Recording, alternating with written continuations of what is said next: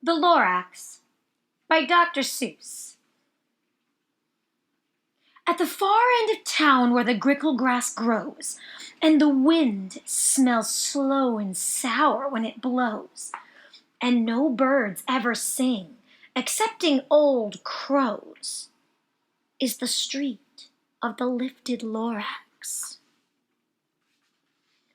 And deep in the grickle grass, some people say, if you look deep enough, you can still see today where the Lorax once stood, just as long as it could, before somebody lifted the Lorax away.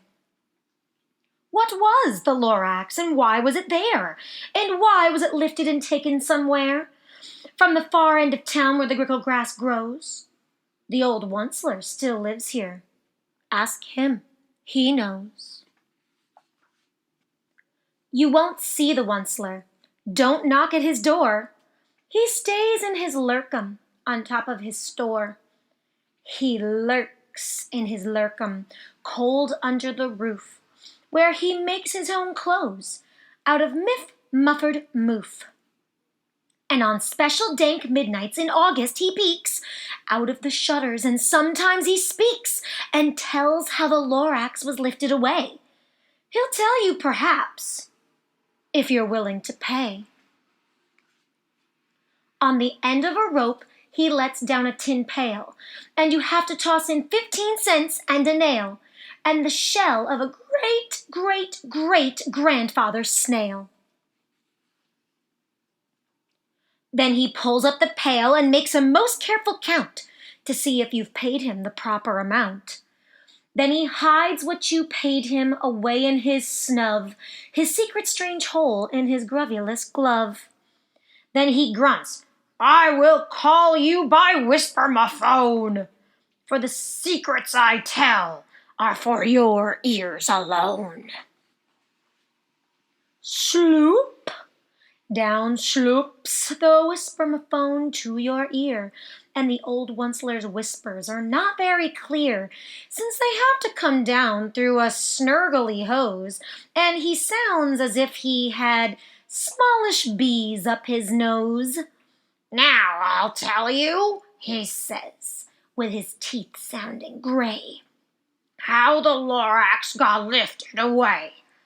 It all started way back, such a long time back.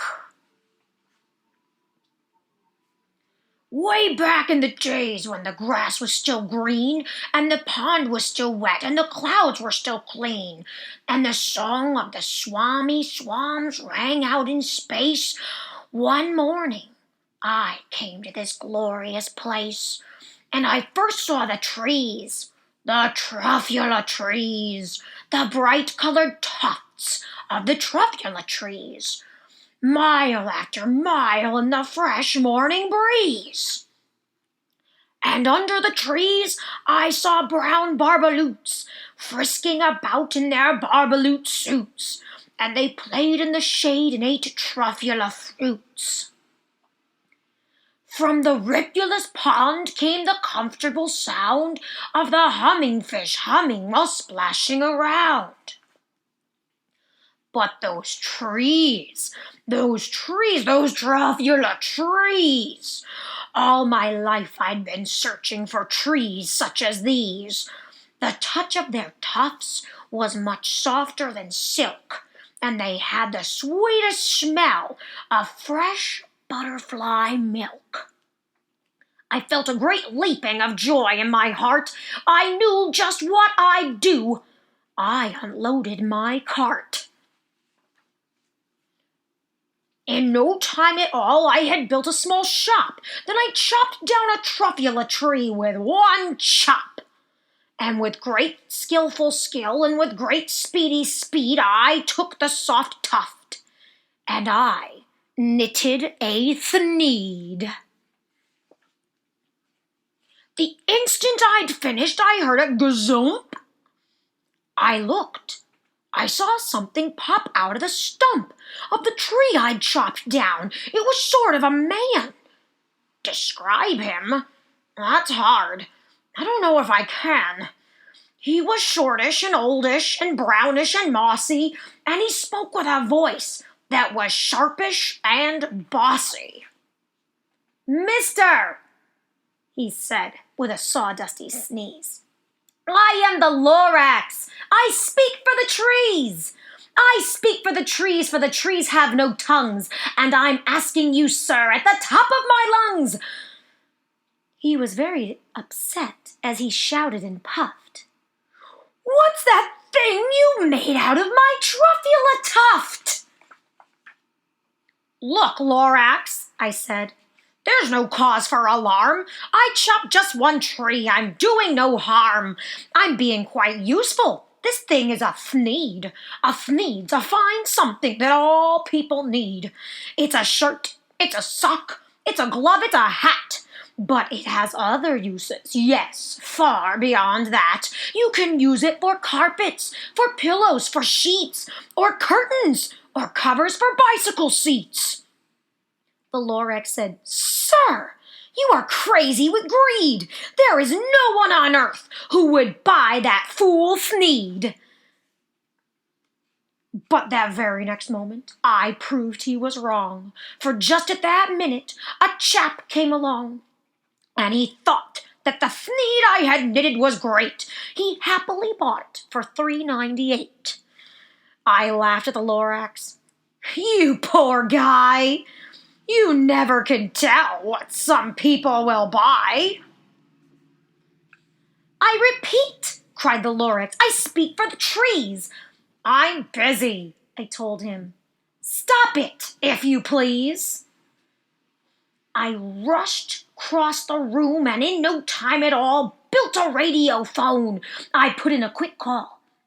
I called all my brothers and uncles and aunts, and I said, "Listen here, here's a wonderful chance for the whole Onceler family to get mighty rich. Get over here fast, take the road to North Nitch, turn left at Weehawken, sharp right at South Stitch." And in no time at all, in the factory I built, the whole Onceler family was working full tilt. We were all knitting thneeds, just as busy as bees, to the sound of the chopping of truffula trees.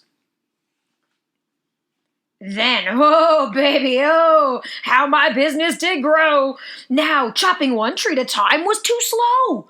So I quickly invented my super axe hacker, which whacked off 4 truffula trees at one smacker.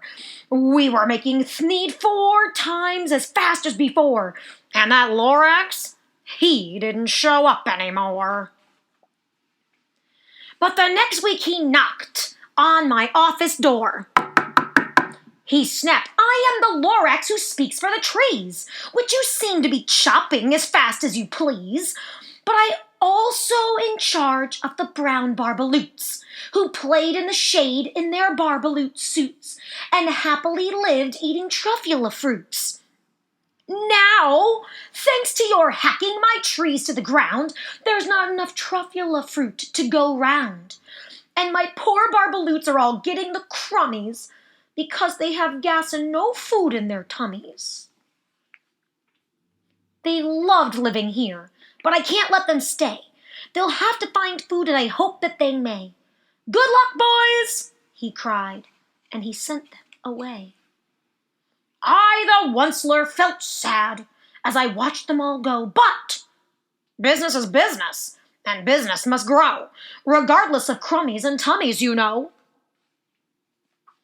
I meant no harm, I most truly did not, but I had to grow bigger, so bigger I got. I biggered my factory, I biggered my roads, I biggered my wagons, I biggered the loads of thneeds I shipped out. I was shipping them forth to the south, to the east, to the west, to the north. I went right on biggering, selling more thneeds, and I biggered my money, which everyone needs. Then again he came back. I was fixing some pipes when that old nuisance Lorax came back with more gripes. I am the Lorax, he coughed, and he sniffed. He sneezed, achoo, and he snuffled. He snarled, he sniffed, "Onceler," he cried with a crofulous croak. "Onceler, you're making such smogulous smoke! My poor swami swams, why they can't sing a note. No one can sing who has smog in his throat." "And so," said the Lorax, "please pardon my cough. They cannot live here. I'm sending them off." "Where will they go?" "I don't hopefully know. They may have to fly for a month or a year to escape from the smog you've smogged up around here." "What's more," snapped the Lorax. His dander was up. "Let me say a few words about Gluppity-Glup. Your machinery chugs on day and night without stop, making Gluppity-Glup. Also Schloppity-Schlop. And what do you do with this leftover goo? I'll show you, you dirty old Onceler man, you. You're glumping the pond where the humming fish hummed. No more can they hum, for their gills are all gummed. So I'm sending them off. Oh, their future is dreary. They'll walk on their fins and get woefully weary in search of some water that isn't so smeary." And then I got mad. I got terribly mad. I yelled at the Lorax, "Now listen here, Dad. All you do is yap, yap, yap and say bad, bad, bad, bad. Well, I have my rights, sir, and I'm telling you I intend to go on doing just what I do. And for your information, you Lorax, I'm figuring on biggering and biggering and biggering and biggering, turning more truffula trees into thneeds, which everyone needs." And at that very moment, we heard a loud whack. From outside in the fields came a sickening smack of an axe on a tree. Then we heard the tree fall, the very last truffula tree of them all. No more trees, no more thneeds, no more work to be done. So in no time, my uncles and aunts, everyone, all waved me goodbye. They jumped into my cars, drove away under the smoke-smuggered stars. Now all that was left, 'neath that bad-smelling sky, was my big empty factory, the Lorax, and I. The Lorax said nothing, just gave me a glance. Just gave me a very sad, sad backward glance, as he lifted himself by the seat of his pants. And I'll never forget the grim look on his face when he hoisted himself and took leave of this place through a hole in the smog without leaving a trace. And all that the Lorax left here in this mess was a small pile of rocks with one word: unless. Whatever that means, well, I just couldn't guess. That was long, long ago, but each day since that day, I've sat here and worried away. Through the years, while my buildings have fallen apart, I've worried about it with all of my heart.